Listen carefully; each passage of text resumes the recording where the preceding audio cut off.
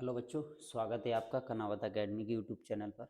और हमारा सेशन चल रहा है 10th क्लास विज्ञान का, जिसमें हमने आपसे सबसे पहले बायोलॉजी के पोर्शन को कंप्लीट कर लिया है, केमिस्ट्री के पोर्शन को कंप्लीट कर लिया है और इन सारी वीडियोज को प्लेलिस्ट बना दी गई है। आप जाकर प्लेलिस्ट जाकर आप सारी क्लासों को कंप्लीट कर सकते हो।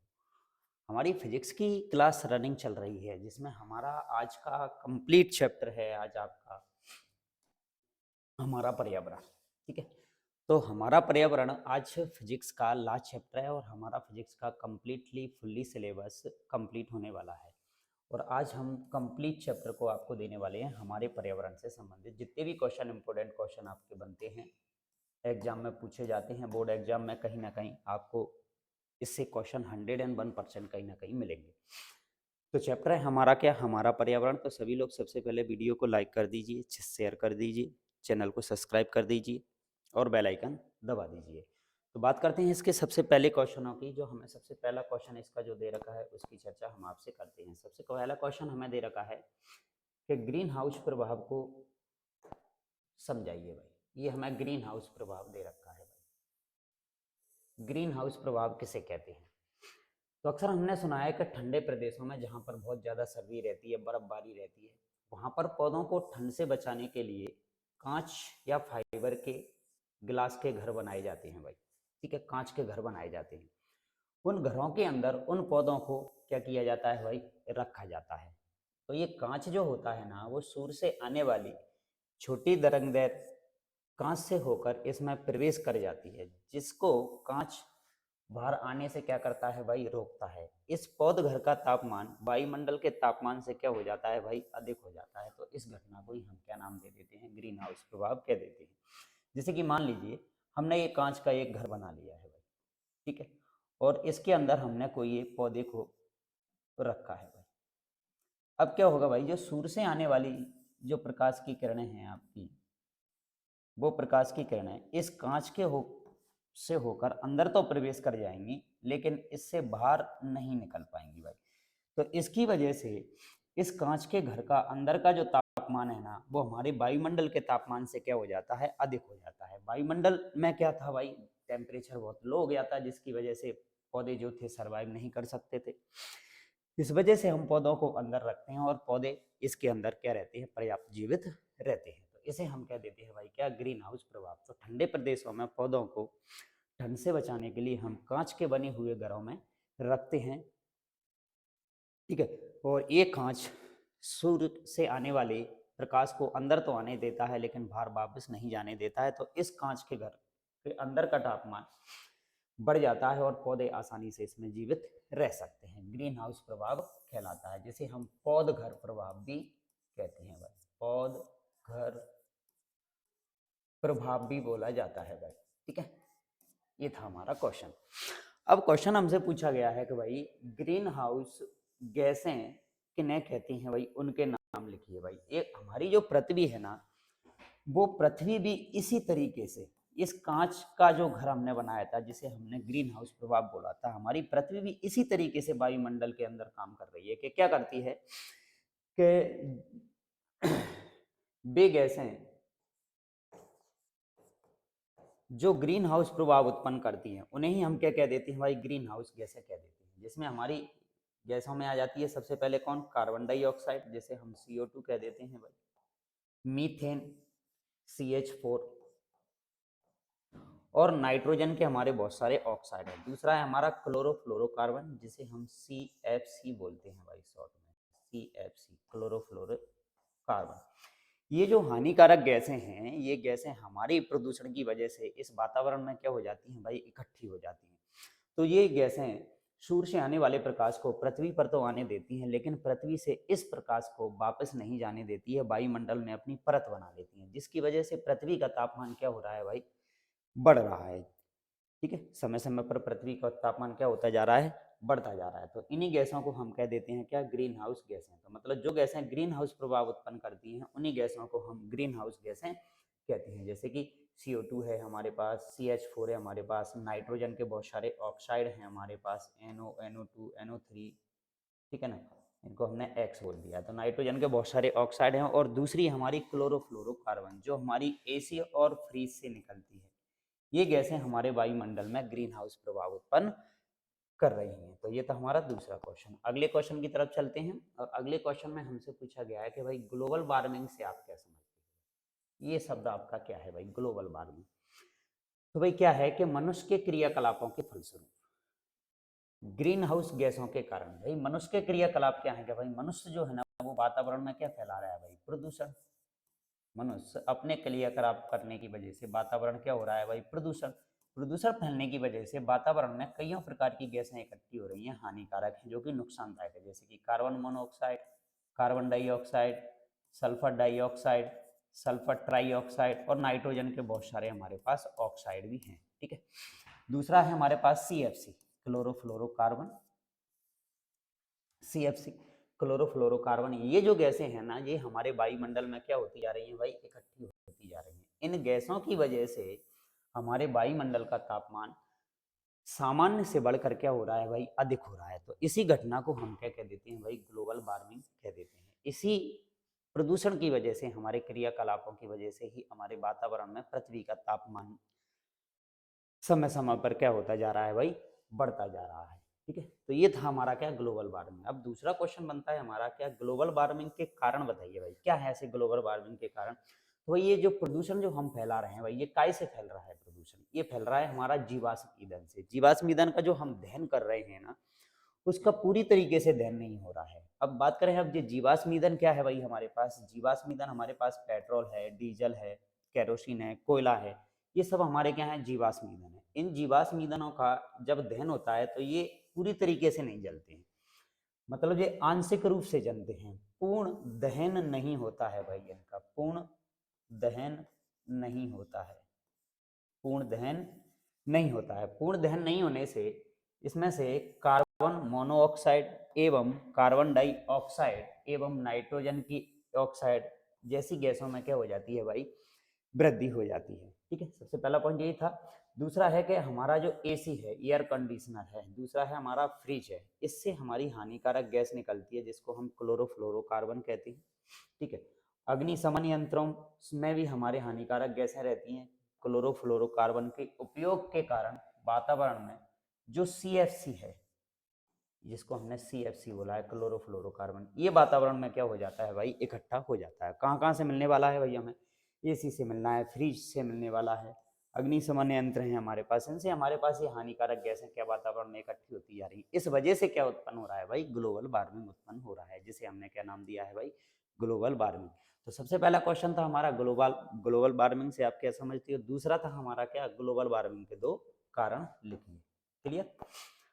आगे चलते हैं, अगले क्वेश्चन पर दे रखा है फिफ्थ क्वेश्चन हमें कि अब इस ग्लोबल वार्मिंग को रोकने के कोई उपाय बताइए भाई। ऐसा कोई उपाय तो होगा भाई, क्या हम इस ग्लोबल वार्मिंग को रोक नहीं सकते। यदि इसी तरीके से पृथ्वी का तापमान यदि बढ़ता चला गया, तो आगे आने वाले समय में इस पृथ्वी का टेम्परेचर बढ़ने की वजह से हमारे जो बर्फ के पहाड़ हैं, जो ग्लेशियल हैं, वो क्या हो जाएंगे भाई, पिघल जाएंगे। तो जब समुद्र का जल स्तर क्या होने लगेगा, बढ़ने लगेगा, जिसकी वजह से समुद्र के नज़दीकी जो इलाके हैं, उन इलाकों में भाई पानी भर जाएगा, जल स्तर बढ़ जाएगा, बाढ़ आने की संभावना बढ़ जाएगी। तो कारण है ऐसे, इसके जो उपाय भी हैं, उन उपायों को देखो हम समझते हैं।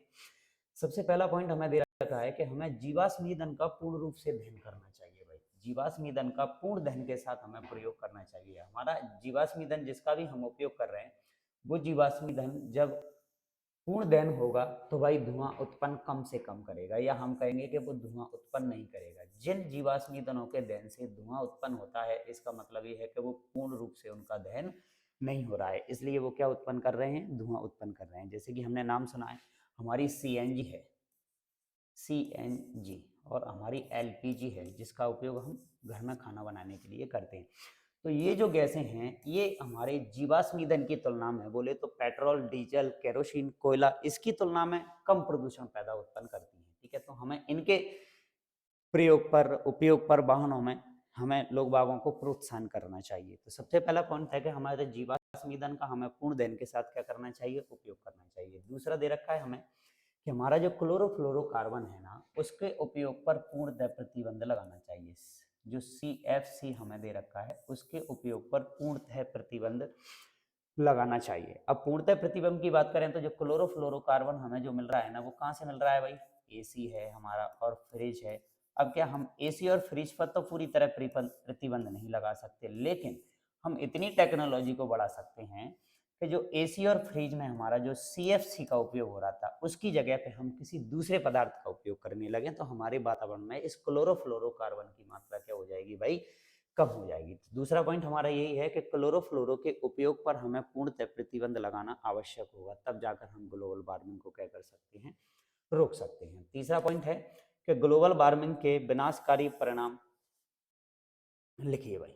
ग्लोबल वार्मिंग के विनाशकारी परिणाम लिखिए भाई। तो क्वेश्चन आपका यहाँ अलग क्वेश्चन है, ठीक है। इस क्वेश्चन की बात अपन करते हैं। देखो थोड़ा सा मिस्टेक हुआ है क्वेश्चन। अगला क्वेश्चन ये है आपका यहाँ से कि ग्लोबल वार्मिंग के विनाशकारी परिणाम लिखिए, ठीक है। अगला क्वेश्चन 6 नंबर का क्वेश्चन आपको ये दे रखा है, ग्लोबल वार्मिंग के विनाशकारी परिणाम लिखिए भाई। तो इस ग्लोबल वार्मिंग के क्या क्या विनाश होने की संभावना हो सकती है? तो सबसे पहला पॉइंट हम बनाएं कि इस ग्लोबल वार्मिंग की वजह से पृथ्वी का तापमान बढ़ेगा, जिससे पानी के पिघलने की जो दर है भाई, पानी जो पिघलेगा ना, या अपन कह सकते हैं पानी के पृथ्वी का तापमान जब बढ़ेगा, जिससे पानी के जो बाष्पीकरण की दर है, अपन ये कह सकते हैं बाष्पीकरण, पानी का भाप बन के उड़ना, बाष्पीकरण की दर बढ़ेगी, जिससे उपलब्ध पानी की दर में क्या आ जाएगी भाई? कमी आ जाएगी। जब पृथ्वी का तापमान बढ़ेगा तो पानी भाप बन के ज्यादा मात्रा में उड़ने लगेगा, तो पानी की दर में क्या आ जाएगी? उपलब्ध पानी की दर में क्या आ जाएगी? कमी आ जाएगी। दूसरे पॉइंट की यदि हम बात करें, दूसरे पॉइंट में हमें दे रखा है कि तापमान बढ़ने से जो ध्रुवों पर बर्फ जमी हुई है हमारी, जो ग्लेशियल है हमारे, वो क्या हो जाएंगे भाई? पिघलने लगेंगे, जिससे हमारे समुद्र का जल स्तर क्या हो जाएगा? बढ़ जाएगा भाई। समुद्र का जल स्तर बढ़ने से आम जनों का जीवन काय में पड़ जाएगा भाई? खतरे में पड़ जाएगा। हम कह सकते हैं समुद्री जो इलाके हैं उनके नजदीक जो शहर बसे हुए हैं, उन शहरों में क्या बढ़ जाएगा? पानी, जिसको हम कहेंगे कि बाढ़ आने की संभावना बढ़ जाएगी। क्लियर बात? और अगला पॉइंट हमें दे रखा है तीसरा, कि पेड़ पौधों एवं जंतुओं की मृत्यु संभव है। इस तरीके से यदि ये घटना चलती रही ग्लोबल वार्मिंग की, और इसी तरीके से पृथ्वी का तापमान यदि बढ़ता रहा, तो इस पृथ्वी पर पाए जाने वाले पेड़ पौधे और जो जीव जंतु दे रखे हैं उनकी मृत्यु क्या है भाई? संभव है। क्लियर? तो ये था हमारा छठवां क्वेश्चन, ठीक है। अगले क्वेश्चन की बात करते हैं हम। ये सातवां क्वेश्चन है हमारा। एक क्वेश्चन हम पिछले डिस्कस कर चुके हैं। ओजोन परत क्या है भाई, और यह किस प्रकार क्षीण हो रही है भाई? ये शब्द जो आया है ना, क्षीण होना, क्षीण होने का मतलब यहाँ पे ओजोन परत क्या हो रही है भाई? नष्ट हो रही है। तो ओजोन परत पहली बात तो क्या है, और ये ओजोन परत नष्ट क्यों हो रही है भाई? ये ओजोन का सूत्र होता है हमारा क्या? O3। ये ऑक्सीजन के 3 परमाणुओं से मिलकर बनी होती है। तो ये ओजोन गैस ऑक्सीजन का एक अपर रूप होता है, जिसकी एक मोटी परत हमारे वायुमंडल में समुद्र की सतह से करीबन 32 से 80 किलोमीटर तक फैली होती है, तक फैली होती है। तो हमारे समुद्र की सतह से 32 से 80 किलोमीटर की ऊंचाई पर ओजोन की बनी एक परत पाई जाती है। ये परत जो है ना, जो सूर्य से आने वाले जो हानिकारक परावैंगनी रेडिएशन है, उन रेडिएशनों को पृथ्वी तक आने से क्या करती है भाई? रोकती है। इस परत को हम क्या नाम दे देते हैं भाई? ओजोन परत नाम दे देते हैं। तो जो ओजोन है हमारी O3, ये ओजोन परत सूर्य से आने वाले हानिकारक परावैंगनिक किरणों को क्या करती है भाई? रोकने का काम करती है। अपन कहें एक तरीके से सूर्य से जो प्रकाश आ रहा है, जो रेडिएशन आ रहा है, उस प्रकाश को छानने का क्या करती है? काम। यानी मतलब अच्छे अच्छे प्रकाश को पृथ्वी पर आने देती है, और हानिकारक जो प्रकाश है ना, उसको क्या कर लेती है? ये रोक देती है, और उसको क्या कर देती है? परावर्तित कर देती है। इसे हम क्या कह देते हैं भाई? ओजोन परत कह देते हैं। अब ये ओजोन परत जो है ना, जो मानव के जो क्रियाकलाप हैं उसकी वजह से जो गैसें उत्पन्न हो रही हैं, जैसे कि हमारी क्लोरोफ्लोरोकार्बन है और अन्य भी प्रदूषक पदार्थ हैं, उनकी उपस्थिति के कारण ये ओजोन परत क्या हो रही है भाई? नष्ट हो रही है। ठीक है, ये ओजोन परत क्या हो रही है? नष्ट हो रही है। ठीक है, अब ये ओजोन परत के नष्ट होने की वजह से क्या हो रहा है? जो हमारा हानिकारक प्रकाश है जो सूर्य से आ रहा है, वो प्रकाश हमारी पृथ्वी तक पहुंचेगा, और जैसे ही वो प्रकाश पृथ्वी पर पहुंचेगा तो पृथ्वी पर पाए जाने वाले जो भी जीव जंतु हैं, चाहे वो पेड़ पौधों हों, सबको क्या होगा भाई? नुकसान होगा। उनसे हानिकारक कईयों प्रकार की बीमारियां फैल सकती हैं। ठीक है, तो ये नष्ट होने की वजह क्या है भाई? ओजोन परत को नष्ट करने वाला कारक कौन सा है भाई? हमारा सबसे मेन इंपॉर्टेंट कारक है क्या? CFC, जो क्लोरोफ्लोरोकार्बन, जिसका उपयोग हम हमारे AC फ्रिज में कर रहे हैं। सबसे ज्यादा हमारी ओजोन परत नष्ट इसी से हो रही है।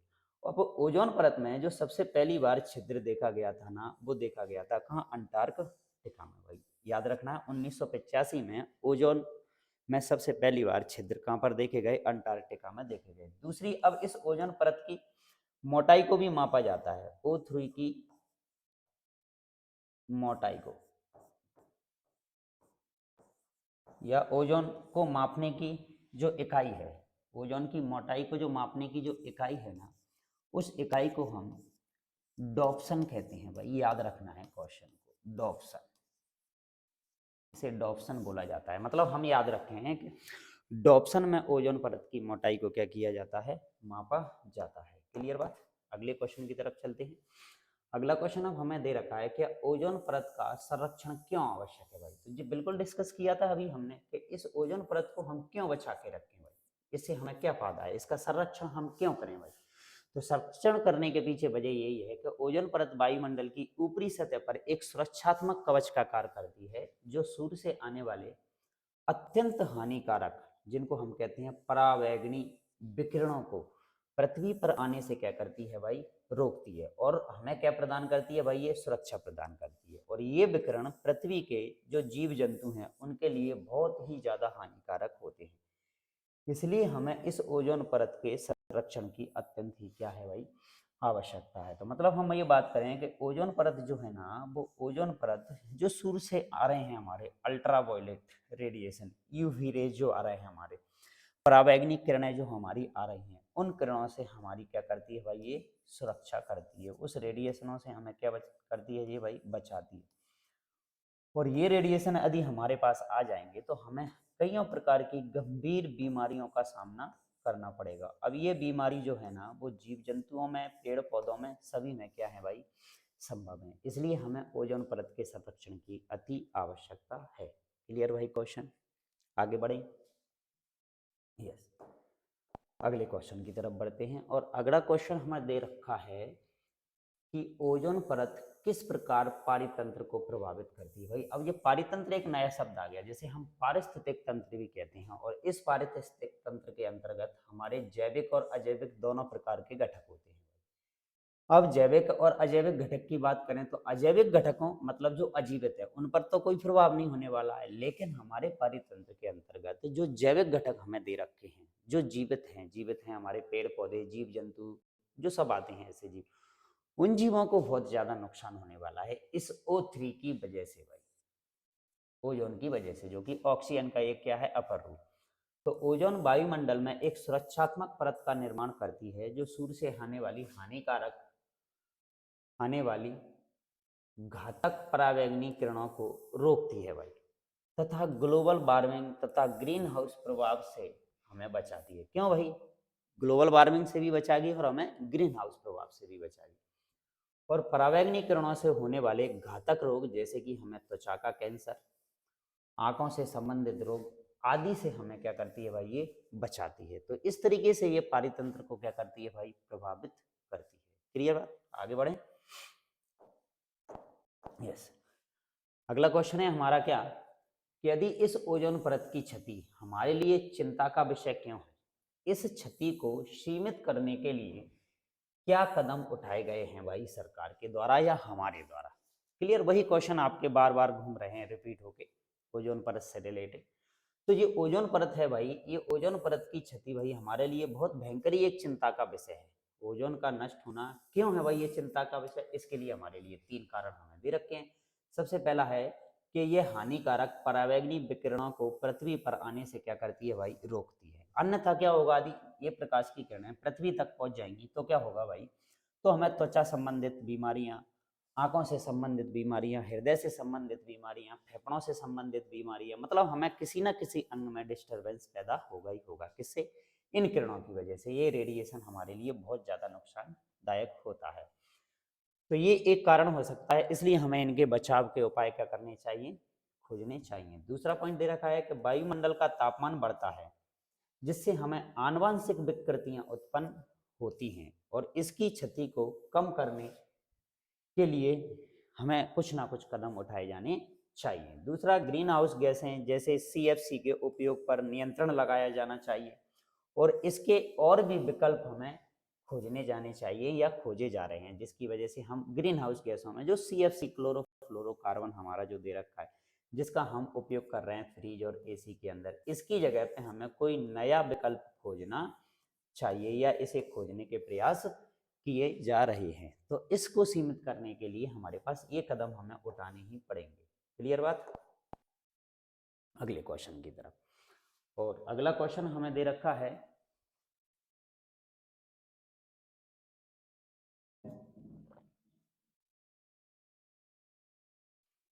पर्यावरण संरक्षण क्या है? भाई हमें हमारे पर्यावरण का संरक्षण करना है भाई, इसके उद्देश्य क्या है? तो यही तो है, हमें पर्यावरण संरक्षण के अंतर्गत हमारे इस वातावरण में, हमारे पर्यावरण में जो प्राकृतिक संसाधन है, हमारे जो संसाधन हमें प्रकृति से प्राप्त होते हैं। अब भाई कोई कहे कि भाई ये संसाधन क्या है हमारे पास? संसाधन वह प्रत्येक वस्तु है जो मनुष्य की हरेक आवश्यकता को पूरा करने में सक्षम है। कम समय में, मतलब मनुष्य की आवश्यकता को क्या कर देती है? पूरा कर देती है, कम समय में काम को कंप्लीट कर देती है, उसे हम क्या कह देते हैं? संसाधन। तो आज हमारे पास कई प्रकार के संसाधन हैं, तो हम बात कर रहे हैं प्राकृतिक संसाधन। तो प्रकृति के अंदर पाए जाने वाले, हमारे पर्यावरण के अंदर पाए जाने वाले जो संसाधन हैं, उन्हें हमें क्या करना है भाई? सुरक्षित करके हमारे इस पर्यावरण को प्रदूषित रहित बनाना है और स्वस्थ बनाना है। यही हमारा प्रक्रम कहलाता है क्या? पर्यावरण संरक्षण। अब पर्यावरण के अंदर पेड़ पौधे भी हैं, जीव जंतु भी हैं, कई प्रकार के जीव जंतु, कई प्रकार के पेड़ पौधे, जैविक पदार्थ, अजैविक पदार्थ, इन सबको हमें क्या करना है भाई? सुरक्षित रखना है भाई। यही हमारा क्या कहलाता है?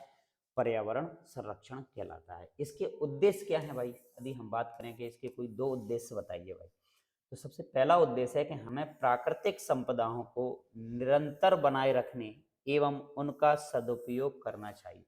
हमारी प्रकृति में से जो भी हमने, प्रकृति ने हमको दिया है, उस हर एक संपदा को हमें क्या रखना है? आगे आने वाले भविष्य के लिए बनाए भी रखना है और उनका सदुपयोग करना है, उनका दोहन नहीं करना है, जिससे कि वो आगे आने वाले भविष्य में क्या हो जाए? खत्म हो जाए। तो हमें बड़ी सोच समझ से के साथ इनका क्या करना चाहिए? उपयोग करना चाहिए। दूसरा, हमें नवीनीकरण एवं और अनवीनीकरण संसाधनों का विवेकपूर्ण उपयोग करना चाहिए। नवीनीकरण और अनवीनीकरण, इनको हम आगे डिस्कस कर लेंगे। नवीनीकरण और अनवीनीकरण संसाधनों का उपयोग करना चाहिए। नवीनीकरण नवीनीकरण का मतलब ये हुआ कि भाई कुछ संसाधन ऐसे होते हैं पृथ्वी पर जिनका कितना ही आप उपयोग करते जाओ ये कभी नष्ट नहीं होंगे, लेकिन कुछ संसाधन हमारे ऐसे हैं जिनका आप आज ज़्यादा मात्रा में उपयोग करोगे, इनका अति दोहन करोगे, तो ये आगे आने वाले भविष्य में क्या हो जाएंगे? खत्म हो जाएंगे। जैसे कि हमारे पास जीवाश्म ईंधन दे रखा है, आगे आने वाले में यदि हम इसी तरीके से इस जीवाश्म ईंधन का, जैसे कि पेट्रोल, डीजल, कोयला, ठीक है, केरोसिन, ठीक है, ये जो पदार्थ हमें दे रखे हैं ये आगे आने वाले समय में क्या हो जाएंगे भाई? खत्म हो जाएंगे। तो मतलब इनको हम बोल देंगे क्या? अनवीनीकरण। इनको दोबारा से नया नहीं बनाया जा सकता। और नवीनीकरण मतलब ये कभी नष्ट नहीं होने वाले, जैसे कि सूर्य का प्रकाश है, हमारा वायु है, इनका आप कितना ही उपयोग करो ये आपके कभी नष्ट नहीं होने वाले हैं। तो इस तरीके से ये दो उद्देश्य हमें दे रखे थे। बढ़ते हैं अगले क्वेश्चन की तरफ। और अगला क्वेश्चन हमें दे रखा है कि भाई अम्ल वर्षा क्या है और अम्ल वर्षा भाई कैसे होती है? भाई अम्ल मतलब एसिड रेन, एसिड रेन। भाई अम्ल हमारे लिए भी बहुत नुकसानदायक है। यदि अम्ल की सांद्रता ज़्यादा है तो वो अम्ल भी इतना खतरनाक होता है कि जो हमारी स्किन को क्या कर देगा भाई? जला देगा। जैसे कि अम्ल की बात करें तो हम यहाँ तेजाब की बात करने वाले हैं। तेजाब, तेजाब बोले तो सल्फ्यूरिक अम्ल, जिसका सूत्र होता है क्या? H2SO4। क्लियर बात? H2SO4। तो अम्ल वर्षा क्या है भाई? तो वायुमंडल में क्या होता है? हमारे वायुमंडल में जैसे कि हमारी जो सल्फर है और हमारी जो नाइट्रोजन के ऑक्साइड हैं, अन्य गैसें भी हैं, वो वर्षा जल के साथ क्रिया करके अम्ल के रूप में बरसती हैं हमारी पृथ्वी पर। उसी को हम कह देते हैं भाई क्या? अम्ल वर्षा कह देते हैं भाई। कैसे भाई? हमारे प्रदूषण की वजह से, हमने जो प्रदूषण फैलाया है उस प्रदूषण की वजह से हमारे वातावरण में कईयों प्रकार की हानिकारक गैसें इकट्ठी होती जाती हैं, जैसे कि सल्फर डाइऑक्साइड ले लो आप, ये भी सल्फर है। सल्फर ट्राइऑक्साइड ले लो आप। नाइट्रोजन के बहुत सारे ऑक्साइड बनते हैं हमारे, ये ले लो। और ये गैसें हमारे वातावरण में, वायुमंडल में पाई जाने वाली जो नमी है, मतलब जिसको हम कहेंगे जो पानी है, उस पानी के साथ ये क्या कर लेती हैं भाई, क्रिया कर लेती हैं। और पानी के साथ क्रिया करके ये बना लेती हैं क्या भाई, हमारा एक अम्ल, जिसका नाम है क्या, H2SO4। ठीक है। और यही H2SO4 जब पृथ्वी पर बरसता है, इसी की क्या होती है भाई, वर्षा होती है। वर्षा कहें तो भाई वर्षा तेज नहीं होगी, थोड़ी सी बूंदाबांदी के बूंदों के रूप में ये पृथ्वी पर क्या होती है भाई, बरसती है। और यही H2SO4 बरसता है, इसी को हम कह देते हैं भाई क्या, अम्ल वर्षा। क्लियर। तो ये जो अम्ल है, ये अम्ल पृथ्वी पर पाए जाने वाले जीव जंतुओं को, हमारी ऐतिहासिक इमारतों को बहुत ज्यादा नुकसान पहुंचाता है। ठीक है। तो बात करते हैं अम्ल वर्षा क्या है। तो वायुमंडल में सल्फर, नाइट्रोजन के ऑक्साइड, जो हमारे क्रियाकलापों की वजह से ऐसा हो रहा है, और अन्य गैसें वर्षा जल के साथ क्रिया करके क्या बना लेती हैं भाई, अम्ल बना लेती हैं। और फिर ये पृथ्वी पर वापस बरसती हैं, तो उसे हम क्या कह देते हैं भाई, अम्ल वर्षा कह देते हैं।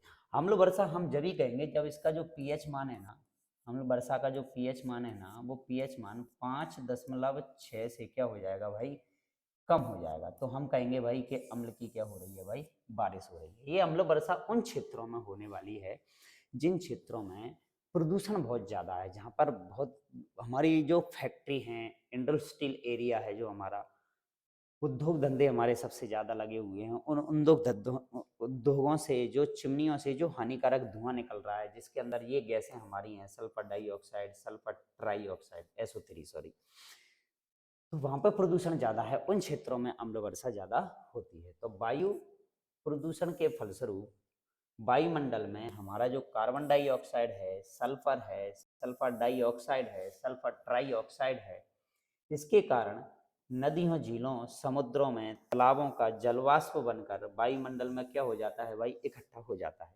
नदियों से, तालाबों से जो हमारा पानी भाप बन के बाष्पीकरण की क्रिया के द्वारा हमारे जो वायुमंडल में इकट्ठा हो रहा है, जिसकी वजह से बादलों का क्या होता है, निर्माण होता है।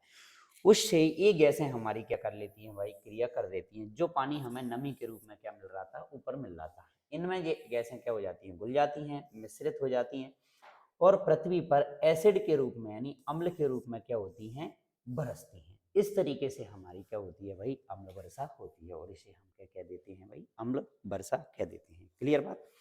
बढ़ते हैं अगले क्वेश्चन की तरफ।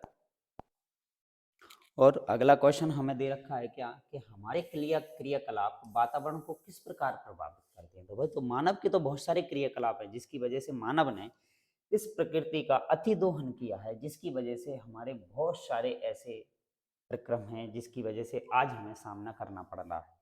और आगे आने वाले समय में, यदि भविष्य में, यदि हमारी जो अगली पीढ़ी जो होगी और इसी तरीके से हम वातावरण को प्रभावित करते रहे, तो उसकी वजह से हमारे आने वाली पीढ़ी का जीना बड़ा मुश्किल हो जाएगा। तो इसके लिए हमें आगे आने वाली पीढ़ी को बचाए रखने के लिए हमें प्रकृति से उन हानिकारक पदार्थों को हटाना पड़ेगा, या उनका उपयोग क्या करना पड़ेगा, कम से कम मात्रा में उपयोग करना पड़ेगा, या इनके जगह पे हमें कोई दूसरे विकल्प क्या करने पड़ेंगे, खोजने पड़ेंगे। तो सबसे पहला पॉइंट है कि क्रियाकलाप किस प्रकार प्रभावित कर रहे हैं। तो सबसे पहला पॉइंट है कि जो जीवाश्म ईंधन है, उसके दहन से वायु क्या होती है भाई, प्रदूषित होती है। कि मान लो हमारा जो पेट्रोल है भाई हमारा, डीजल है हमारा, ठीक है, और कोयला है हमारा, जिससे हमारे वाहन चलते हैं भाई, ये बहुत ज्यादा मात्रा में क्या फैलाते हैं, प्रदूषण फैलाते हैं। ये जीवाश्म ईंधन से वायु क्या हो रही है भाई, हमारी प्रदूषित हो रही है। क्लियर बात। दूसरा है कि जो उद्योग फैक्ट्रियां हमें दे रखी हैं, उससे निकलने वाला जो अपशिष्ट पदार्थ है, जो हानिकारक है, रासायनिक पदार्थ जिसके साथ मिले हुए हैं, ये पानी हमारी नदियों के द्वारा समुद्र तक पहुंच जाता है। उससे ये हमारे जल को भी क्या करता है भाई, प्रदूषित करता है। उद्योग फैक्ट्रियों में जो भी प्रोडक्ट का फॉर्मेशन हो रहा है, उसको बनाने के लिए कईयों प्रकार के रासायनिक पदार्थों का उपयोग होता है। तो उससे जो पानी निकलता है, उसमें हानिकारक पदार्थ, केमिकल जो होते हैं, उसे हम क्या कह देते हैं, अपशिष्ट पदार्थ कह देते हैं। और ये बहते हुए कहाँ मिल जाता है भाई, नदियों के द्वारा बहते हुए समुद्र में पहुंच जाता है, तो इसकी वजह से भी हमारा जल क्या हो जाता है, प्रदूषित। तो इसको कहेंगे जल प्रदूषण भी इसकी वजह से होता है, ठीक है। तीसरे पॉइंट की यदि बात की जाए तो वनों की कटाई से हमारी जो CO2 की मात्रा है वो क्या हो जाती है भाई, बढ़ जाती है। क्यों? क्योंकि भाई CO2 किसने दिया भाई, CO2 मिला हमें किससे, जंतुओं से। जंतुओं से क्या मिला हमें, CO2, क्योंकि कार्बन, जब श्वसन की प्रक्रिया होती है तो जीव जंतु जो होती है ना वो क्या छोड़ते हैं, कार्बन डाइऑक्साइड। और इस कार्बन डाइऑक्साइड को, CO2 को किसने ग्रहण कर लिया भाई, पेड़ पौधों ने ग्रहण कर लिया। पेड़ पौधों ने इसको क्या कर लिया भाई, ग्रहण कर लिया। अब यदि पेड़ पौधे ही नष्ट हो जाएंगे, जंगलों की कटाई हो जाएगी, पेड़ ही नहीं बचेंगे, तो इस कार्बन डाइऑक्साइड को कौन ग्रहण करेगा? तो इस वायुमंडल में इस कार्बन डाइऑक्साइड की मात्रा क्या हो जाएगी, बढ़ जाएगी। क्लियर बात। दूसरी बात करें कि ग्रीन हाउस गैसों के प्रयोग से ओजोन परत को क्या होता है भाई, नुकसान होता है। हमारी जो ओजोन परत है, जिसको हमने O3 जिसको बोला है, तो जो हम ग्रीन हाउस गैसें छोड़ रहे हैं, कार्बन मोनोऑक्साइड, कार्बन डाइऑक्साइड, उसकी वजह से हमारी ये ओजोन परत भी क्या हो जाएगी, नष्ट हो जाएगी। और सूर्य से आने वाला हानिकारक प्रकाश पृथ्वी तक पहुंचने लगेगा और इस पर पाए जाने वाले जीव जंतुओं का जीवन क्या हो जाएगा भाई, खतरे में पड़ जाएगा।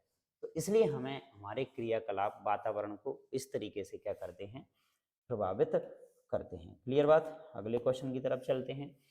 और अगला क्वेश्चन दे रखा है कि हमारा जो विकास है वो विकास पर्यावरण को किस प्रकार प्रभावित करता है। मान लो आज हम बात करें कि हमारी जो टेक्नोलॉजी है उसके माध्यम से हम कहें कि हम बहुत अच्छा खासा विकास करते हुए जा रहे हैं, नई नई टेक्नोलॉजी के माध्यम से नई नई चीज़ें हम बना रहे हैं, नई नई वस्तुएं हम बना रहे हैं। वो वस्तुएं तो हम बना रहे हैं, लेकिन वो वस्तुएं कहीं ना कहीं यदि उनका विवेकपूर्ण उपयोग ना किया जाए तो वो हमारे पर्यावरण के लिए क्या होती हैं भाई, बहुत नुकसानदायक होती हैं। लेकिन हम ये बात कहें कि यदि मान लो हम इस विकास को ध्यान में रखते हुए, पर्यावरण को ध्यान में रखते हुए कि हमारा पर्यावरण को नुकसान होता है, तो इसका मतलब ये नहीं कि हम किसी नई टेक्नोलॉजी को वातावरण में नहीं लाएं। नहीं, विकास वही है जिस पर किसी देश की क्या टिकी हुई है भैया, अर्थव्यवस्था टिकी हुई है। तो किसी देश का आर्थिक विकास पर्यावरण को प्रभावित अवश्य करता है भाई। किसी भी देश की बात करो, हर देश का जो आर्थिक विकास है ना वो पर्यावरण को कहीं ना कहीं तो नुकसान पहुंचाता ही पहुंचाता है। जैसे कि मान लो हमने औद्योगिक उत्पादन करना प्रारंभ किया, फैक्ट्रियां जैसे ही हमने खोली, तो वैसे ही हमारे वायु प्रदूषण होना शुरू हुआ, जल प्रदूषण प्रदूषण हुआ, ध्वनि प्रदूषण प्रारंभ हुआ। तो प्रदूषण तो उससे फैलेगा ही फैलेगा, क्योंकि उद्योगों में, फैक्ट्रियों में किसी भी प्रोडक्ट को बनाने के लिए हमें कईयों प्रकार के केमिकलों का क्या करना पड़ता है, प्रयोग करना पड़ता है। उत्पादन में हम अब उस फैक्ट्री में जो भी हम उत्पादन करने वाले हैं, वो उत्पादन हमें कहाँ से मिलने वाला है भाई, प्रकृति से मिलने वाला है। मतलब वो हमारे प्राकृतिक संसाधन होंगे। अब फैक्ट्रियां जब होंगी तो हम फैक्ट्रियों के लिए हमें कच्चा जो माल चाहिए होगा, तो हम इन प्राकृतिक संसाधनों का अत्यधिक मात्रा में क्या करेंगे भाई, प्रयोग करेंगे, जिससे हमारा जो पारिस्थितिक संतुलन है वो धीरे धीरे क्या होता जाएगा भाई, बिगड़ता चला जाएगा। तो कृषि उद्योगों का विकास इत्यादि यद्यपि मानव जीवन को समृद्ध करता चला जाता जा रहा है, मतलब उसका जीवन बड़ा आसान होता चला जाए, वो ये चाहता है, परंतु पर्यावरण के असंतुलन हेतु भी उसे उत्तरदायी होता है भाई। पर्यावरण का असंतुलन जो पैदा हुआ है ना, वो किसकी वजह से हुआ है, मानव जीवन ने अपने जीवन को समृद्ध बनाने की कोशिश में। और पर्यावरण के संरक्षण को बल देकर ही यदि लंबे समय में हम विकास में वृद्धि कर सकते हैं, तो ये हमारा पर्यावरण को नुकसान नहीं होगा। तो हम चाहते हैं कि जो भी हम वृद्धि कर रहे हैं, जो भी हम विकास कर रहे हैं, उस विकास में हमारे पर्यावरण को बचाने की भी क्या होनी चाहिए, कुछ उत्तरदायी कारण होने चाहिए। क्लियर बात। तो ये था हमारा इससे रिलेटेड क्वेश्चन। अगले क्वेश्चन की तरफ चलते हैं। अगला क्वेश्चन हमें दे रखा है क्या, कि जैव निम्नीकरण प्रदूषण और अजैव निम्नीकरण प्रदूषणों को उदाहरण लेकर समझाइए और इनमें अंतर भी बताइए कि भाई जैव निम्नीकरण प्रदूषण किसे कहते हैं। सबसे पहला क्वेश्चन यही है हमारा इसमें, जैव निम्नीकरण प्रदूषण किसे कहते हैं। दूसरा है अजैव निम्नीकरणीय प्रदूषण किसे कहते हैं। ये दो क्वेश्चन हमारे लिए बहुत अच्छे क्वेश्चन है भाई, अच्छा है, बहुत अच्छा क्वेश्चन एग्जाम में आपको मिल सकता है कहीं ना कहीं। तो सबसे पहले हम बात करते हैं जैव निम्नीकरणीय प्रदूषण। तो कुछ पदार्थ हमारे ऐसे होते हैं जो सूक्ष्म जीवों द्वारा आसानी से अपघटित हो जाते हैं भाई। कुछ पदार्थ हमारे ऐसे होते हैं जो सूक्ष्म जीवों के द्वारा आसानी से क्या हो जाते हैं भाई, अपघटित हो जाते हैं, मतलब नष्ट हो जाते हैं।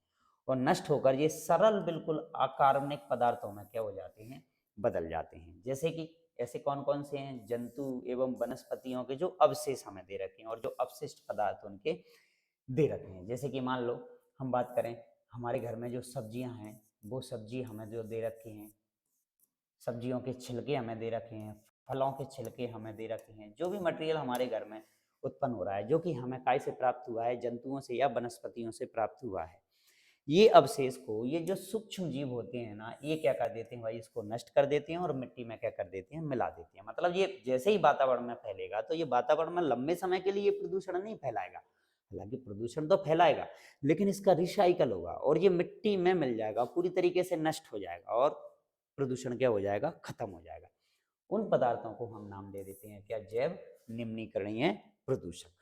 दूसरे दे रखे हैं हमें अजैव निम्नीकरणीय प्रदूषक। अजैव निम्नीकरणीय प्रदूषक पदार्थ ऐसे पदार्थ होते हैं कि इनका ये सूक्ष्म जीव जो है ना उनको नष्ट नहीं कर पाएंगे, इनका अपघटन नहीं होगा, तो ये लंबे समय के लिए हमारे वातावरण में पड़े रहेंगे और इसकी वजह से हमारे प्रकृति में बहुत ज़्यादा प्रदूषण फैलेगा।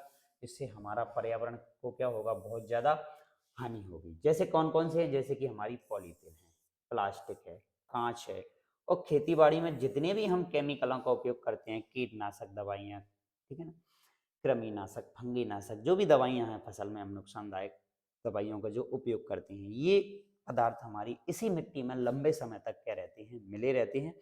इसी वजह से हमारी जो जमीन है ना, जो कृषि रसायनों का हम जमीन में उपयोग करते जा रहे हैं, तो इसी वजह से हमारी जो जमीन है ना वो क्या होती जा रही है भाई, बंजर भूमि में परिवर्तित होती जा रही है। इसमें बंजर भूमि में परिवर्तित होती जा रही है। तो हमें इनका उपयोग कम से कम करना चाहिए। जैसे कि बात करें पॉलीथीन की, बात करें तो पॉलीथीन पर तो पूर्ण रूप से, इस प्लास्टिक पर पूर्ण रूप से क्या लगा देना चाहिए भाई, प्रतिबंध लगा देना चाहिए, क्योंकि ये प्लास्टिक हमारा यदि प्रकृति में मिल जाए तो ये अपने आप सूक्ष्म जीवों के द्वारा इसका अपघटन नहीं होता है और ये मिट्टी में कईयों सालों तक पड़ा रहता है और उस मिट्टी के नीचे उगने वाले पेड़ पौधों की ये वृद्धि को क्या कर देता है, रोक देता है और लाभदायक सूक्ष्म जीवों की वृद्धि को भी क्या कर देता है, रोक देता है। तो ये थे हमारे दो तरीके के जैव निम्नीकरण और अजैव निम्नीकरण। तो दो शब्दों में यदि अपन याद रखें कि जैव निम्नीकरणीय पदार्थ वे पदार्थ होते हैं जो सूक्ष्म जीवों के द्वारा आसानी से क्या हो जाते हैं, अपघटित हो जाते हैं, नष्ट हो जाते हैं, और अजैव निम्नीकरण वे पदार्थ होते हैं जिनका अपघटन सूक्ष्म जीवों के द्वारा नहीं होता है। तो जी ये जो पदार्थ हैं हमारे, ये पदार्थ हमारी प्रकृति को ज्यादा मात्रा में नुकसान पहुंचाएंगे। क्लियर। अगला क्वेश्चन, ऐसे दो तरीके बताइए जिनमें अजैव निम्नीकरणीय पदार्थ वातावरण को क्या करते हैं भाई, प्रभावित करते हैं। ऐसे कारण भी हम पढ़ चुके हैं भाई। तो सबसे पहला पॉइंट ये दे रखा है कि ये पदार्थ कचरे की तरह एकत्रित होते रहते हैं और इनका प्रबंधन करना बड़ा कठिन होता है तथा ये प्रदूषण क्या करते हैं भाई, बहुत ज्यादा मात्रा में फैलाते हैं। और ये पदार्थ खाद्य श्रृंखला में एक पोषण स्तर से दूसरे पोषण स्तर तक इनका जैविक आवर्धन होता रहता है। इस बात को हम आगे डिस्कस करेंगे, खाद्य श्रृंखला को भी इसी में आगे अभी डिस्कस करेंगे। ठीक है। अगला क्वेश्चन है हमारा ये रहा, जैविक आवर्धन किसे कहते हैं। बायोलॉजिकल मैग्निफिकेशन क्या है, क्या पारितंत्र के विभिन्न स्तरों पर जैविक आवर्धन का प्रभाव भिन्न भिन्न होता है। हाँ भाई बात करते हैं। देखो जैविक आवर्धन का मतलब क्या है भाई, क्या है कि देखो हमने जो कृषि के अंदर जिन रसायनों की एक एग्जांपल देकर हम बात करते हैं, हमने जो कृषि के अंदर जिन रसायनों का उपयोग किया था, कीटनाशक दवाइयां जो हमने डाली थी, ये जो दवाइयां मिलाने से ये उस फसल के अंदर क्या कर जाती है भाई, प्रवेश कर जाती है, फसल सब्जी जो भी कुछ है, और उसको जब हम खाते हैं, मान लो कोई वो फसल थी वो हमारी, वो या कोई वो फल थे हमारे या सब्जियां थी, उस सब्जी के अंदर वो प्रवेश कर जाते हैं और सब्जियों को जब हम खाते हैं तो वो किसी भी जीव जंतु के शरीर के अंदर क्या कर जाते हैं, हानिकारक पदार्थ प्रयोग कर जाते हैं। ठीक है, यही है हमारा क्या, जैविक आवर्धन। तो विभिन्न साधनों द्वारा हानिप्रद रसायनों का हमारी आहार श्रृंखला में प्रवेश करना तथा उनके हमारे शरीर में सांद्रित मतलब इकट्ठे होने की जो प्रक्रिया है, उसी को हम क्या कह देते हैं भाई, जैविक आवर्धन कह देते हैं। तो जो भी कृषि रसायनों का हम उपयोग करते हैं फसलों में, सब्जियों में, फलों में, तो वो उन फलों सब्जियों से पेड़ों के अंदर अवशोषित कर लिए जाते हैं और उन फसलों के अंदर पहुंचाए जाते हैं। उन फसलों को जब जीव जंतु खाते हैं, इंसान जब उनको खाता है, तो ये धीरे धीरे उनके शरीर में क्या होने लगते हैं भाई, इकट्ठे होने लगते हैं। इसी को बोला जाता है बायोलॉजिकल मैग्निफिकेशन यानी जैविक आवर्धन। और इन रसायनों से हमारे शरीर के अंदर बहुत ज्यादा कुछ मात्रा में क्या होता है भाई, नुकसान होता है। क्लियर? तो ये था हमारा क्या, जैविक आवर्धन। अगले क्वेश्चन की तरफ चले तो अगला क्वेश्चन हमसे पूछा गया है कि पारिस्थितिक तंत्र क्या है, या जिसको हम कहेंगे कि पारितंत्र किसे कहते हैं भाई। तो इसकी क्या परिभाषा दे रखी है, देखो पारिस्थितिक तंत्र या पारिस्थितिकी की वह आधारभूत इकाई है जिसमें जैविक और अजैविक, भाई जैविक मतलब जिसको हम कहते हैं भाई वो जीवित है, पेड़ पौधे आ गए, जीव जंतु आ गए इसके अंदर। अजैविक मतलब जो चीज अजीवित है, मृत है, मतलब अजीवित है, अजीवित। इनका वातावरण के साथ एक दूसरे पर अपना अपना प्रभाव डालते हैं और अपनी अपनी क्रिया करते हैं और अपनी ऊर्जा का, अपने रासायनिक पदार्थों का निरंतर इस तंत्र के अंदर क्रियाशील बनाए रखते हैं। या हम एक सीधी सी भाषा में बात करें तो हमारा जो पारिस्थितिक तंत्र है, उस पारिस्थितिक तंत्र के अंतर्गत जो जैविक कारक हैं और जो अजैविक कारक हैं, उन जैविक और अजैविक कारकों का हमारे इस वातावरण के साथ क्या संबंध है, उस संबंध को ही हम नाम दे देते हैं क्या, पारिस्थितिक तंत्र या पारितंत्र कह देते हैं। अब पारिस्थितिक तंत्र या पारितंत्र या इकोसिस्टम है क्या भाई, इकोसिस्टम क्या है भाई, तो हम पानी की एक बूंद को भी क्या मान सकते हैं इकोसिस्टम, क्योंकि इस पानी की एक बूंद के अंतर्गत कईयों प्रकार के सूक्ष्म जीव पाए जाते हैं, उनका भी एक जीवन पानी की एक बूंद के अंदर चल रहा होता है। तो ये भी हमारा एक पारिस्थितिक तंत्र कहलाता है। किसान के जो खेत दे रखे हैं वो भी, खेत भी एक पूरी तरीके का पारिस्थितिक तंत्र कहलाएगा, इसके अंदर भी एक खाद्य श्रृंखला चल रही है, ठीक है ना। पानी की बूंद है, खेत है, जंगल है, समुद्र है, ये सब क्या है आपके पारिस्थितिक तंत्र कहलाते हैं, ठीक है। तो ये था हमारा अगला क्वेश्चन। अगले क्वेश्चन की बात करें कि पारिस्थितिकी क्या है भाई और इसके प्रमुख घटकों के नाम बताइए। तो पारिस्थितिकी विज्ञान की वह शाखा है जिसमें पारिस्थितिक तंत्र का क्या किया जाता है, अध्ययन किया जाता है, उसी को हम क्या कह देते हैं भाई, पारिस्थितिकी कह देते हैं। और इसके दो घटक हैं भाई हमारे सबसे मेन इंपोर्टेंट, एक को बोलते हैं हम जैविक घटक और एक को बोलते हैं हम अजैविक घटक। जैविक घटक बोले तो जो जीवित हैं, जो जीवित हैं। अब जीवित कौन है भाई, उनकी बात करें तो पौधे हमारे जीवित हैं भाई, जंतु हमारे क्या है भाई, जीवित हैं, ये जैविक घटक कहलाएंगे। अजैविक घटक क्या है भाई, जैसे कि तापमान, ताप है हमारा, सूर्य का प्रकाश है भाई हमारा, सूर्य का प्रकाश, जल या आर्द्रता को भी आप इसी में प्रवेश कर सकते हो, मिट्टी है, ये सब हमारे कौन से हैं, अजैविक कारक है जो जीवित नहीं है, लेकिन फिर भी हमें इनकी आवश्यकता है हमारे वातावरण में।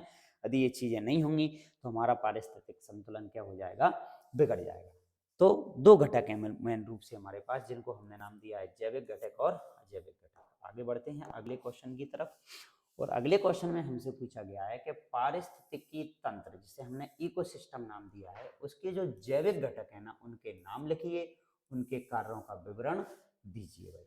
या अथवा में एक क्वेश्चन और पूछा है हमसे कि उत्पादक किसे कहते हैं, उपभोक्ता किसे कहते हैं, या फिर अपघटक किसे कहते हैं, इनको भी क्या कीजिए, स्पष्ट कीजिए। तो भाई वन बाई वन हम डिस्कस करते हैं कि ये क्या होते हैं। तो पारिस्थितिक तंत्र के जो जैविक घटक है ना, उन जैविक घटकों के अंदर हमारे सबसे मेन रूप से आते हैं कौन, पौधे एवं जंतु। और इन जीवों को उत्पादक भी बोलते हैं, उपभोक्ता भी बोलते हैं और अपघटक भी हम बोलते हैं। इनको हम उत्पादक, उपभोक्ता और अपघटक के रूप में क्या कर सकते हैं, वर्गीकृत। मतलब हम ये कहें कि जो हमारे जो जैविक घटक है ना, वो जैविक घटक तीन तरीके के हैं भाई। एक को तो हमने नाम दे दिया है क्या, उत्पादक, उत्पादक। दूसरे को नाम दे दिया है हमने क्या, उपभोक्ता, उपभोक्ता। और तीसरे को नाम दे दिया है हमने क्या, अपघटक। इनको वन बाई वन हम डिस्कस करते हैं। तो सबसे पहला हमें दे रखा है क्या, उत्पादक किसे कहते हैं भाई। उत्पादक वे जीव होते हैं जो खाद्य पदार्थ का क्या करते हैं भाई, उत्पादन। और इस पृथ्वी पर खाद्य पदार्थ का जो उत्पादन किया जाता है ना, वो किसके द्वारा किया जाता है भाई, प्लांट के द्वारा किया जाता है। तो प्लांट हमारे क्या कहलाते हैं, पेड़ पौधे क्या कहलाते हैं भाई, हरे पेड़ पौधे क्या कहलाते हैं, हमारे उत्पादक कहलाते हैं। और इस वर्ग के अंतर्गत वे सभी पौधे आते हैं, ठीक है, जिनमें क्लोरोफिल नामक हरित वर्णक होता है, ठीक है, हरा वर्णक पाया जाता है जिसकी सहायता से प्रकाश संश्लेषण की क्रिया करेंगे। और ये पौधे सूर्य के प्रकाश की सहायता से प्रकाश संश्लेषण की प्रक्रिया द्वारा क्या बना देते हैं भाई, खाद्य पदार्थ का क्या करते हैं, निर्माण करते हैं भाई। इसलिए हम इनको क्या कह देते हैं भाई, उत्पादक कह देते हैं। उत्पादक क्या है भाई, निर्माण करता है भाई। हमारे इस पृथ्वी पर जो भोजन बनाने की जो प्रक्रिया है भाई, निर्माण जो किया जा रहा है, वो निर्माण किसके द्वारा किया जा रहा है भाई, प्लांटों के द्वारा किया जा रहा है। अन्य जीव जंतु तो इन प्लांटों के बने हुए भोजन को क्या करते हैं भाई, ग्रहण करते हैं। तो इस पृथ्वी पर पेड़ पौधों के द्वारा भोजन का क्या किया जा रहा है, निर्माण किया जा रहा है। तो इन्हें हम क्या कह देते हैं भाई, उत्पादक। तो पेड़ पौधे प्रकाश संश्लेषण की क्रिया के द्वारा अपनी पत्तियों में भोजन का क्या कर लेते हैं, निर्माण।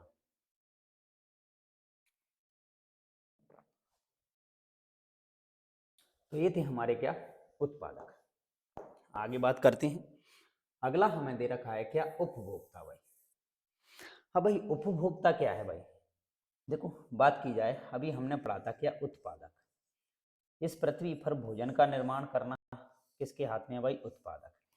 अब इन उत्पादकों को खाने वाले क्या कहलाते हैं भाई, उपभोक्ता कहलाते हैं। उपभोक्ता, उपभोक्ता कहलाते हैं। तो जो खाद्य पदार्थ का उपभोग करते हैं उन्हें हम क्या कह देते हैं भाई, उपभोक्ता कह देते हैं। और इस वर्ग के अंतर्गत सभी जंतु आते हैं। उत्पादक के अंतर तो सिर्फ कौन आएंगे भाई, पौधे आएंगे, जिसको हमने क्या बोला है भाई, प्लांट। ये प्लांट तो उत्पादक के अंतर्गत आएंगे। और उपभोक्ता के अंतर कौन आएंगे भाई, इसके अंतर्गत आएंगे कौन, जंतु, जितने भी जंतु हैं। क्योंकि ये जो जंतु है ना, वो भोजन किससे प्राप्त करने वाले हैं, पेड़ पौधों से ही प्राप्त करने वाले हैं। इन पेड़ पौधों का ही उपभोग करने वाले क्या कहलाते हैं भाई, हमारे उपभोक्ता कहलाते हैं। इस वर्ग के जीव अपना भोजन स्वयं नहीं बनाते हैं, बल्कि भोजन के लिए दूसरों पर निर्भर रहते हैं। तो ये जो थे हमारे पास उत्पादक, ये अपना भोजन क्या बना लेते हैं भाई, स्वयं बना लेते हैं। किस क्रिया के द्वारा, प्रकाश संश्लेषण की क्रिया के द्वारा। लेकिन जो उपभोक्ता हैं, वो उपभोक्ता अपना भोजन स्वयं नहीं बनाते हैं, बल्कि अपने भोजन के लिए दूसरे जीवों पर निर्भर रहते हैं। बोले तो पेड़ पौधों पर निर्भर रहते हैं। उन्हें हम क्या कह देते हैं भाई, उपभोक्ता कह देते हैं। क्लियर। उपभोक्ताओं को हमने तीन भागों में बांटा है भाई। ये उपभोक्ता हमारे तीन तरीके के होते हैं। तो बात करते हैं, देखो तीन तरीके में हमें सबसे पहला दे रखा है क्या, कि ऐसे उपभोक्ता जो सिर्फ शाकाहारी होंगे, ऐसे उपभोक्ता जो सिर्फ मांसाहारी होंगे, और ऐसे उपभोक्ता जो कैसे होंगे, सर्वभक्षी, या हम इनको कह सकते हैं कि ये सर्वाहारी होंगे। सर्वाहारी या सर्वभक्षी बोल दो, या फिर सर्वाहारी बोल दो। तो सबसे पहले हम शाकाहारी की बात करते हैं। शाकाहारी ये जीव केवल और केवल पौधों को ही खाते हैं, जैसे कि गाय है, भैंस है, बकरी है, हिरण है। ये सब क्या है, हमारे शाकाहारी। मतलब ये सिर्फ साग सब्जियों का ही सेवन करने वाले हैं।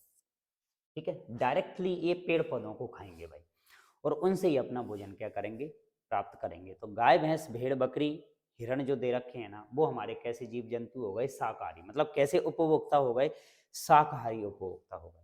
अब हम बात करते हैं मांसाहारी उपभोक्ताओं की। ये जीव दूसरे जंतुओं का मांस खाते हैं, इसलिए इन्हें हम मांसाहारी कह देते हैं भाई। शेर जैसे कि मांस खाएगा, चीता है जैसे कि मांस खाएगा। तो शेर चीता जो है ना, वो गाय को अपना भोजन बना सकता है, भैंस को, बकरी को या हिरण को। तो ये मांसाहारी कहलाएंगे, मांस पर डिपेंड है। तो मतलब ये पूर्ण रूप से हमारे उत्पादकों पर निर्भर नहीं है, ये आंशिक रूप से उत्पादकों पर निर्भर है। या हम कहें कि प्रत्यक्ष रूप से ये उत्पादकों पर निर्भर नहीं है, ये अप्रत्यक्ष रूप से निर्भर है। क्यों?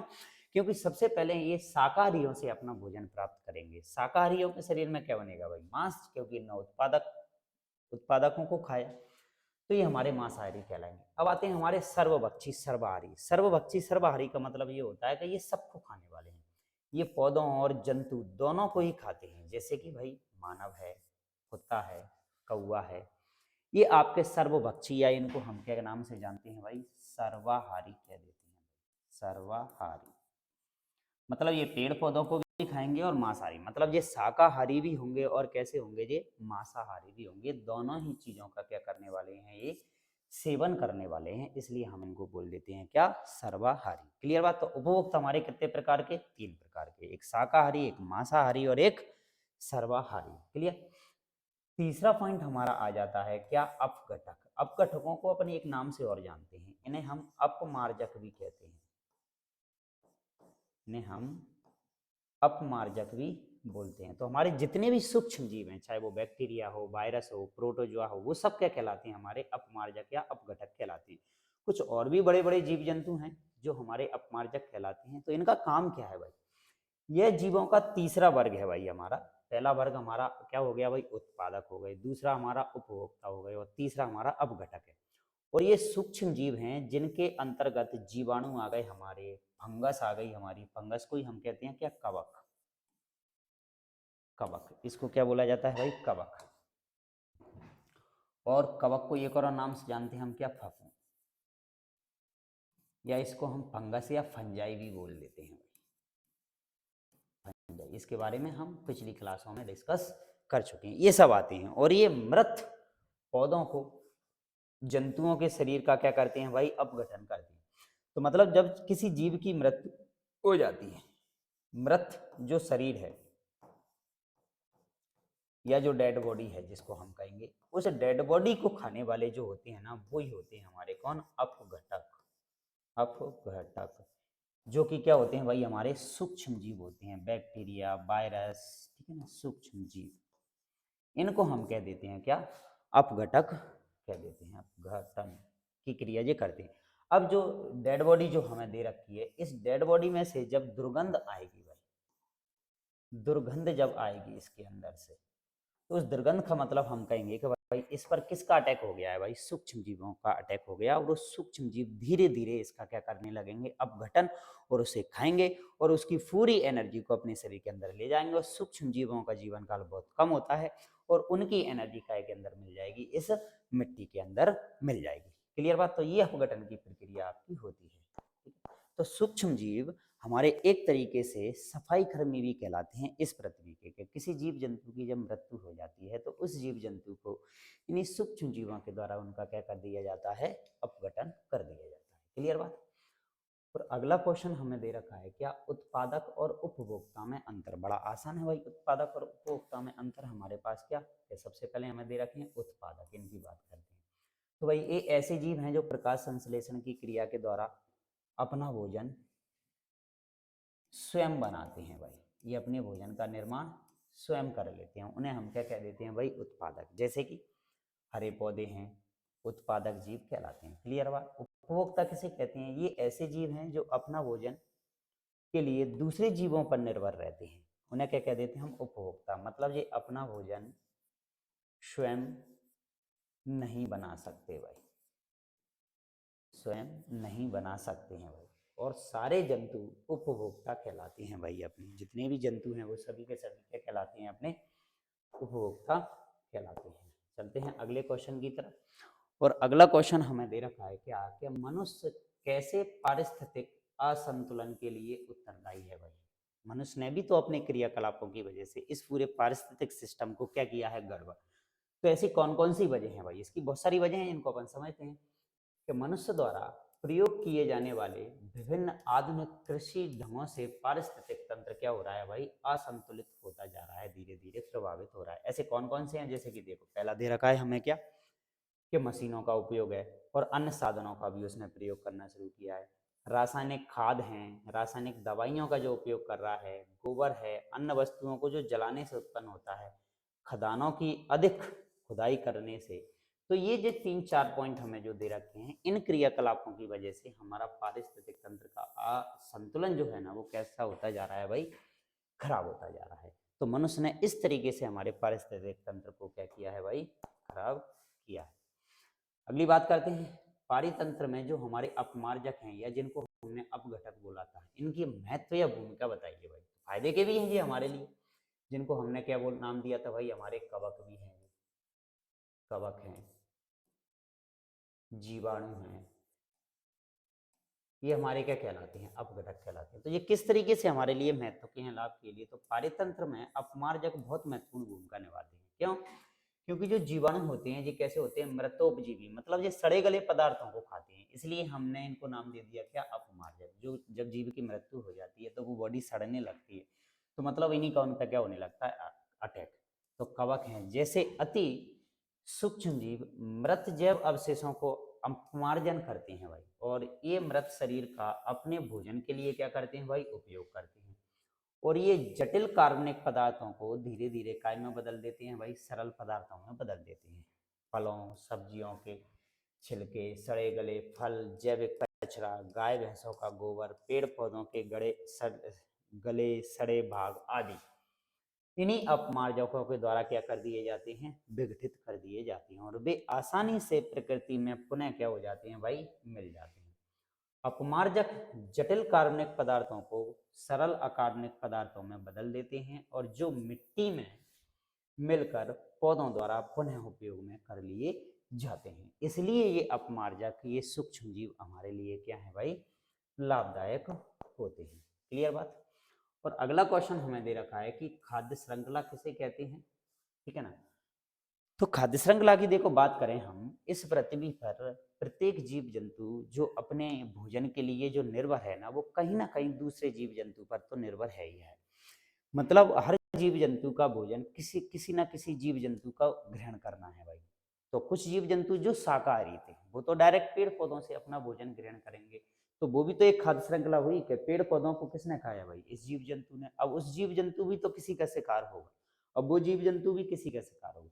तो ये प्रकृति में ऐसा संतुलन चलता रहता है भाई हमारा।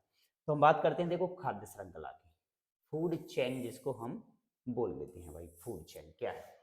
तो देखते हैं कि खाद्य श्रृंखला विभिन्न जीवों का वह एक क्रम है जिसके द्वारा एक पारितंत्र में खाद्य ऊर्जा का प्रवाह होता है, और खाद्य श्रृंखला कहलाता है। खाद्य ऊर्जा का प्रवाह हमेशा एक दिशा में होगा, जैसे कि हमें दे रखे हैं कौन, जैसे हम बात करते हैं जैसे कि पेड़ पौधे दे रखे हैं, पौधे प्लांट दे रखे हैं हमें।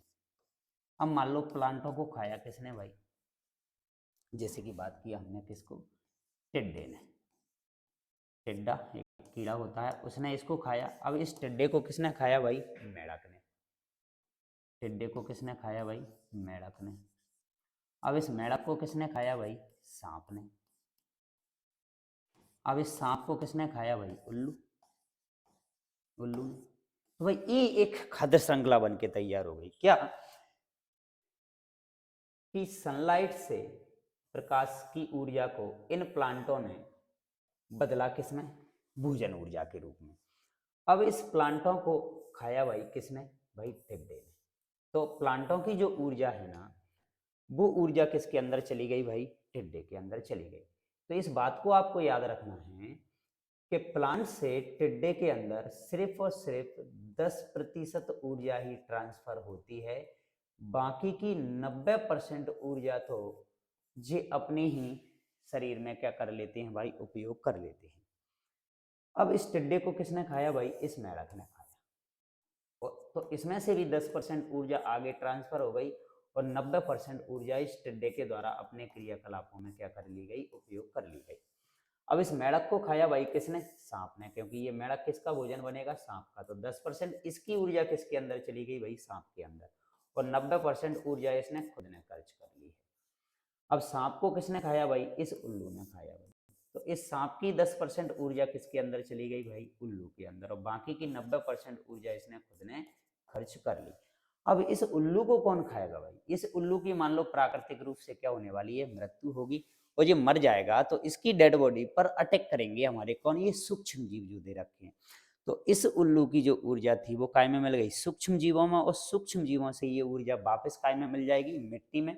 और इस मिट्टी में फिर से ये पेड़ पौधे अपनी क्या करेंगे भाई, वृद्धि, और ये ऊर्जा का एक चक्र चलता रहता है। इसी को हम कहते हैं कि ऊर्जा को ना तो उत्पन्न किया जा सकता है और ना ही नष्ट किया जा सकता है, केवल ऊर्जा का क्या किया जा सकता है, रूप बदला जा सकता है। और एक लंबे समय बाद वही ऊर्जा फिर से इस प्लांट को, जो दूसरे पेड़ पौधे इस मिट्टी के अंदर उगेंगे, उनको ये ऊर्जा फिर से मिल जाएगी। इसे हम कह देते हैं ऊर्जा संरक्षण का नियम। दूसरी बात करें हम, जो 10% ऊर्जा अगले वाले को जो मिल रही है, अगला जैसे प्लांट को टिड्डे ने खाया तो टिड्डे को इस प्लांट की 10% ऊर्जा मिली। अब इस टिड्डे को मेढक ने खाया तो मेढक को इसकी 10% ऊर्जा मिली, और मेढक को सांप ने खाया, इसको इसकी 10% ऊर्जा मिली। तो ये 10% ऊर्जा का नियम कहलाता है। अब ये ऊर्जा का एक दिशीय प्रभाव होता है, ऊर्जा इधर से इधर ही चल सकती है, मेढक की ऊर्जा वापस टिड्डे में नहीं आ सकती है। तो हम कह सकते हैं इस खाद्य श्रृंखला के अंदर ऊर्जा का जो प्रवाह होता है ना, वो कैसा होता है, एक दिशीय होता है। और जो 10% ऊर्जा का जो प्रवाह हो रहा है ना, हम इसे 10% का नियम भी कहती हैं, और ये नियम एक वैज्ञानिक ने दिया जिसका नाम है लिनमैन। ठीक है, मैन, उसका नियम भी कहलाता है भाई, ये लिनमैन का नियम भी कहलाता है। तो याद रखना है आपको इस क्वेश्चन को। ये थी हमारी खाद्य श्रृंखला। ठीक है, तो बात करते हैं भाई इसकी। देखो, इसमें पौधे अपना भोजन उत्पादन करते हैं, टिड्डा पौधे से भोजन प्राप्त करता है, फिर मेढक टिड्डे से भोजन प्राप्त करता है, और फिर सांप मेढक से भोजन प्राप्त करता है, और उल्लू सांप से भोजन प्राप्त करता है। इस तरह से खाद्य ऊर्जा का प्रवाह एक दिशा में होता रहता है। खाद्य श्रृंखला हमारी ज्यादा से ज्यादा 5 स्तरों तक हो सकती है। जैसे कि पहला हमारा कौन था, इसके अंदर पेड़ पौधे, दूसरा कौन था हमारा टिड्डा, तीसरा कौन था मेढक, फिर सांप, फिर उल्लू। बस इससे ज्यादा हमारी खाद्य श्रृंखला नहीं होगी। तो ज्यादा से ज्यादा कितने स्तर हो सकते हैं, पोषण स्तर हमारे पास 5 हो सकते हैं। क्योंकि क्योंकि हर स्तर पर उपभोक्ता केवल 10% ही क्या करता है भाई, ही संचित ऊर्जा को अपने शरीर में ले पाता है, और बाकी की 90% संचित ऊर्जा का क्या हो जाता है भाई, नुकसान। क्योंकि ऊर्जा का मुख्य स्रोत क्या है, सूर्य, और उपभोक्ता द्वारा 10% संचित ऊर्जा के रूपांतरण को लिंडमैन का 10% का नियम जिसे कहा जाता है। क्लियर बात। तो ये था हमारा ये क्वेश्चन। अगले क्वेश्चन की तरफ चलते हैं, जिसमें हमें दे रखा है क्या, खाद्य जाल। अब ये खाद्य जाल क्या है, खाद्य जाल वास्तव में बहुत सारी खाद्य श्रृंखलाओं का एक समूह है। क्योंकि अब यहाँ पर जो प्लांट दे रखे हैं हमें, उन प्लांटों को खाने वाले बहुत सारे जीव जंतु हैं। अब हमारे पास यदि हम इस प्लांट की बात करें तो इस प्लांट को खाने वाले बहुत सारे जीव जंतु हैं अब हमारे पास। तो अब प्लांट को, अभी तो हमने सिर्फ एक ही जीव जंतु को लेके आगे चले थे, अब इस प्लांट को हमारा कौन, सबसे पहले यदि हम बात करें तो इस प्लांट को गाय भी इसको भोजन के रूप में ग्रहण करेंगी, भैंसें भी इसको भोजन के रूप में ग्रहण करेंगी, टिड्डा भी इसको भोजन के रूप में ग्रहण करेगा। मतलब वो प्लांट को खाने वाले बहुत सारे हैं। तो अब बहुत सारी खाद्य श्रृंखलाएं हमारी बनने वाली हैं। इन पूरे समूह को ही हम क्या नाम दे देते हैं, खाद्य जाल कह देते हैं। तो अनेक खाद्य श्रृंखलाओं के समूह को क्या कहा जाता है, खाद्य जाल कहा जाता है। और खाद्य जाल में ऊर्जा का स्थानांतरण मार्ग बहुदिशीय होता है। मतलब यहाँ पर ऊर्जा का जो स्थानांतरण है वो किसी भी दिशा में संभव हो सकता है। परितंत्र में खाद्य जाल का होना बहुत जरूरी है, क्योंकि ये पृथ्वी के प्राकृतिक संतुलन को बनाए रखने के लिए क्या होता है, आवश्यक होता है। जैसे कि बात करें, ये हमें एक खाद्य जाल हमें दे रखा है। जैसे कि ये पेड़ पौधे हमें दे रखे हैं, ये पेड़ पौधे हमें दे रखे हैं, और इन पेड़ पौधों को खाने वाले बहुत सारे जीव जंतु हैं। जैसे कि इधर खा रहा है कौन, ये टिड्डा, और टिड्डे वाली खाद्य श्रृंखला हमने पढ़ ली, कौन इसको खा रहा है, कौन, मेढक। फिर मेढक को कौन खा रहा है भाई, सांप। फिर सांप को कौन खा रहा है भाई, बाज। ठीक है, और सांप को कौन खा सकता है भाई, मोर भी खा सकता है। ठीक है, अब बात करें पौधों, पौधों को अब खरगोश भी खा रहा है, लोमड़ी खरगोश को खा रही है, और लोमड़ी को कौन, शेर खा रहा है। दूसरा, पौधों का उपयोग मनुष्य भी कर रहा है, और बकरी भी कर रही है, और बकरी को भी कौन खा रहा है भाई, मनुष्य। तो ये बहुत सारी खाद्य श्रृंखलाएं आपकी बन के तैयार हुई। इन सभी खाद्य श्रृंखलाओं को मिलाकर हम क्या नाम दे देते हैं, खाद्य श्रृंखला नाम दे देते हैं। ऐसा क्यों है भाई, प्रकृति में ऐसा क्यों हो रहा है, ऐसा इसलिए हो रहा है कि यदि मान लो इन पेड़ पौधों को नहीं खाया जाएगा तो इन पेड़ पौधों की संख्या इस पृथ्वी पर क्या हो जाएगी, बहुत ज्यादा मात्रा में बढ़ जाएगी। यदि इस टिड्डे को मेढक के द्वारा नहीं खाया जाएगा तो इस मेढक टिड्डे की संख्या क्या हो जाएगी, बढ़ जाएगी। तो मतलब हर आगे आने वाला जो जीव है ना, वो पहले वाले जीव को क्या करता है, कंट्रोल करता है, और उसकी संख्या को क्या करे रहता है, संतुलित बनाए रखता है। यही पृथ्वी पर क्या है भाई, भोजन ग्रहण करने की एक प्रक्रिया है। ठीक है, बात करते हैं अगले क्वेश्चन की। और अगला क्वेश्चन, लास्ट क्वेश्चन हमें दे रखा है इसका, क्या खाद्य श्रृंखला एवं खाद्य जाल में अंतर स्पष्ट कीजिए। खाद्य श्रृंखला एवं खाद्य जाल में अंतर स्पष्ट कीजिए। तो क्लियर, हमारा ये क्वेश्चन वैसे ही डिस्कस हो चुका है। जिसको हम खाद्य श्रृंखला को फूड चेन कहते हैं और खाद्य जाल को हम फूड वेव कहते हैं। तो भाई इसमें क्या है भाई, पारितंत्र में खाद्य पदार्थों के स्थानांतरण पथ को हम क्या कह देते हैं, खाद्य श्रृंखला, और पारितंत्र में खाद्य श्रृंखला के संयुक्त पथों को खाद्य जाल कहते हैं। मतलब खाद्य श्रृंखला में एक को खाने वाला एक ही होता है और खाद्य जाल में एक को खाने वाले क्या होते हैं भाई, अनेक होते हैं। दूसरा पॉइंट में बात करें कि इसमें ऊर्जा का प्रवाह पथ सरल रेखा होता है और इसमें ऊर्जा का प्रवाह पथ अनियमित होता है, मतलब किसी भी दिशा में ऊर्जा क्या हो सकती है, ट्रांसफर हो सकती है। दूसरी बात करें कि इसमें ऊर्जा प्रवाह का जो पथ होता है ना वो कैसा होता है, एक दिशीय ही होता है, लेकिन इसमें ऊर्जा पथ जो होता है ना वो कैसा होता है, कई दिशाओं में होता है, जिसे हम कह सकते हैं कि वो बहु दिशाओं में होता है या बहुदिशीय होता है। ये पॉइंट था हमारा। तो ये था हमारा क्या, पर्यावरण से रिलेटेड चैप्टर, और इस तरीके से हमारा ये चैप्टर क्या हुआ भाई, कंप्लीट। इस चैप्टर के सारे क्वेश्चनों को हमने क्या कर लिया है, डिस्कस कर लिया है। और इस तरीके से हमारा जो साइंस का पोर्शन चल रहा था, साइंस की जो क्लासें चल रही थी हमारी, वो साइंस का सिलेबस हमारा थ्योरेटिकल जो सिलेबस था, जिसमें हमने कुछ ऑब्जेक्टिव मटेरियल को छोड़कर जो क्वेश्चन डिस्कस किए थे, जिसके अंदर हमारे 2 नंबर वाले क्वेश्चन, 3 नंबर वाले क्वेश्चन, 4 नंबर वाले क्वेश्चन, जो भी एग्जाम में हमसे पूछे जाने, उन सभी तरीके के क्वेश्चनों को हमने डिस्कस कर लिया है। और हमारा सिलेबस की यदि बात करें तो कंप्लीटली सिलेबस हमारा क्या हो चुका है भाई, कंप्लीट हो चुका है। किसका, साइंस का। तो आप सभी लोग साइंस की इसके अंदर फिजिक्स, केमिस्ट्री और बायोलॉजी की सारी क्लासों को क्या कीजिए, स्टडी। और अब हमारे एग्जाम बहुत नज़दीक आ चुके हैं, तो इसके लिए आपको थोड़ा सा फास्ट रिवीजन के लिए अब हमारा ऑब्जेक्टिव सीरीज आपके लिए स्टार्ट होगी। तो सभी लोग ऑब्जेक्टिव सीरीज को लेने के लिए हमारी इन वीडियोज को लाइक कीजिए, शेयर कीजिए, सब्सक्राइब कीजिए चैनल को और बेल आइकन को दबा दीजिए, जिससे कि आपको आगे आने वाली क्लास में हमारे जो क्लास 10th साइंस के जो वस्तुनिष्ठ